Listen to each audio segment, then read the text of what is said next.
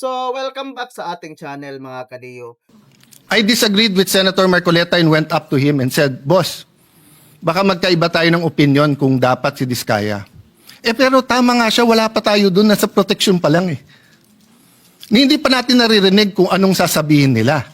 Ngayon, kung, hindi ko na itutuloy, pero yung initials na lang, kung BS ang sasabihin sa atin, bullshit sila. I-release mo sila ulit. Di ba? Pero paano po kung willing sila magturo? So Mr. President, I understand the stress.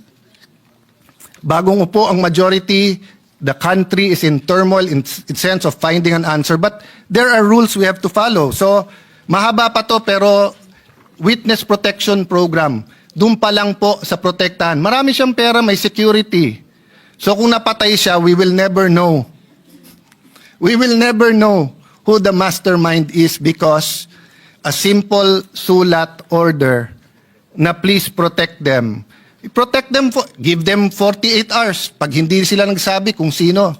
Pag sila nagsabi, pero BS ulit yung sinabi nila, di-discharge natin.